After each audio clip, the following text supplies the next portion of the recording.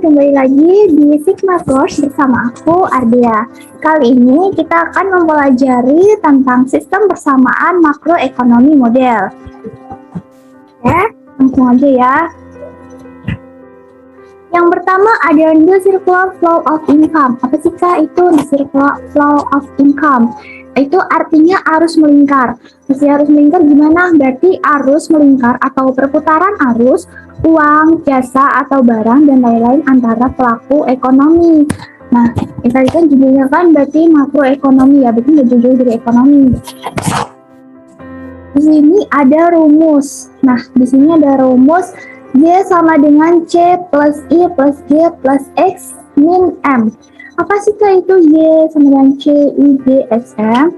Nah, kalian pastinya sudah pernah dengar ya antara ini rumus umumnya ya, rumus patokannya. Jadi Y-nya itu pendapatan, C itu konsum, berarti konsumsi, ada persamaan konsumsi, I-nya ini investment atau investasi, G-nya ini government expenditure, pengeluaran pemerintah, X dan M-nya ini, X-nya itu export, M-nya ini import. Apa sih Kak maksudnya? Nah, nanti misalnya kalau ada contoh soal dan di situ diketahui tuh, pastinya diketahui antara C, I, G, X atau M. Nah, kalian nanti tinggal masukkan saja ke dalam rumusnya ini. Nah, yang pertama ada rumus nih, rumus proportional income tax model. Berarti mencari T besar ya. Nah, T besar sama T kecil itu beda ya. Kalau T besar itu total net direct taxation. Kalau T kecil itu rate of income tax. Jadi beda ya.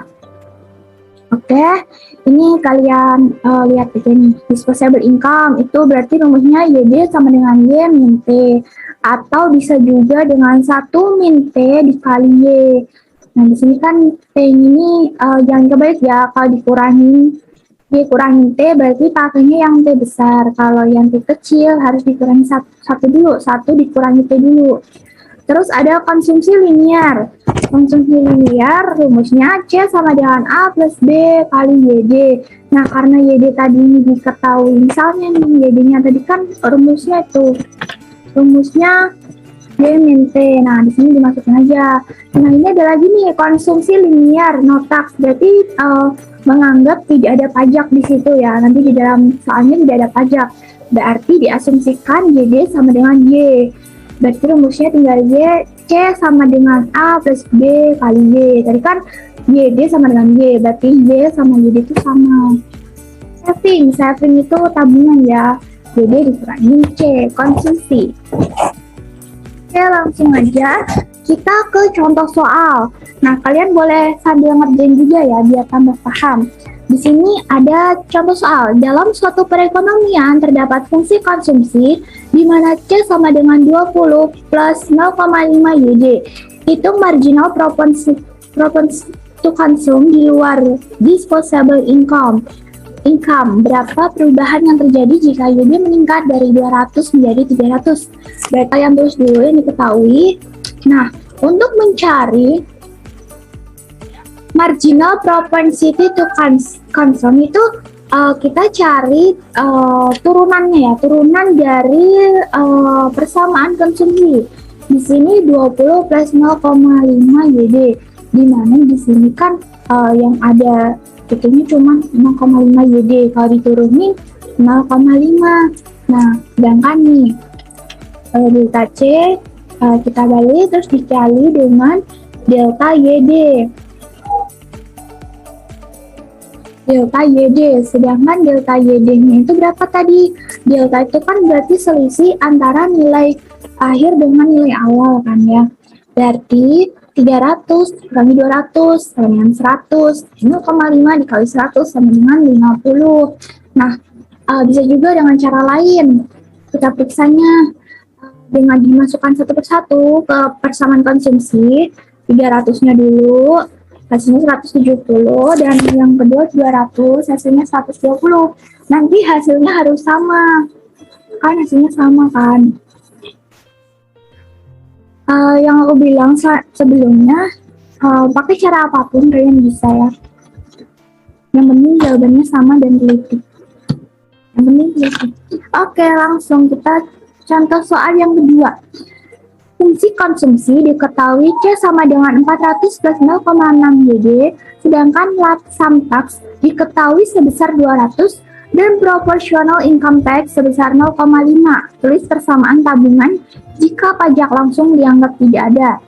Tuliskan juga persamaan konsumsi jika diketahui T dan T seperti pada kasus di atas. Tabungan, berarti kita mencari apa? Mencari S.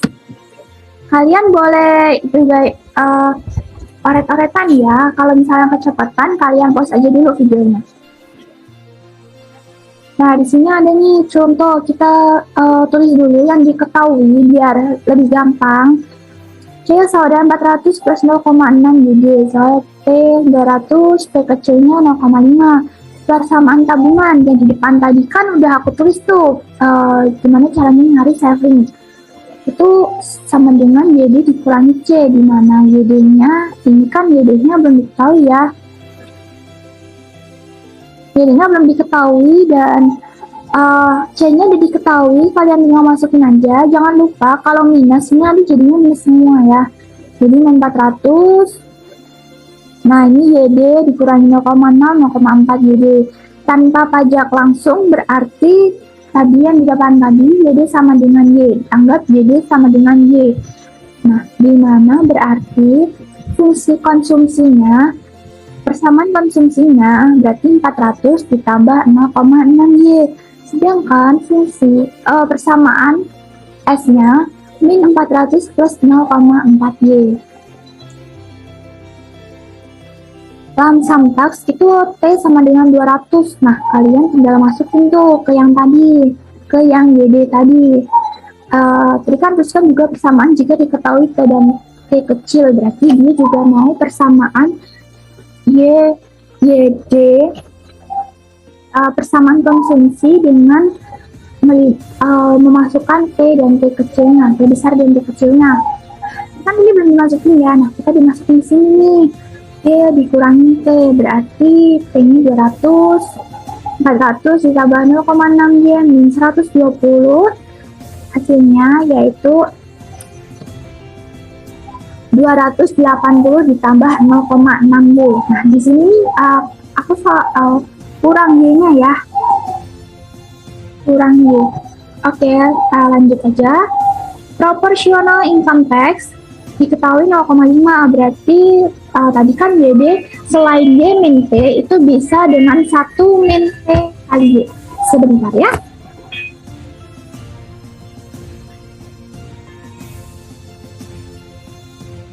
Proportional income tax, T kecilnya ini 0,5. Nah, ini nanti kan YD tadi selain rumusnya Y besar dikurangi T besar, bisa dengan menggunakan 1 min T dikali Y. YD sama dengan 0,5 Y, C sama dengan 400 ditambah 0,6, terus dikalikan dengan YD-nya tadi 1 dikurangi T, T-nya tadi 0,5, 1 dikurangi 0,5 tetap 0,5, 0,5 Y, berarti 400, berarti fungsi konsumsinya, persamaan konsumsinya adalah 400 ditambah 0,3 Y. Oke. Selanjutnya ada aggregate demand. Apa sih itu? Aggregate demand itu ada rumusnya ya, guys.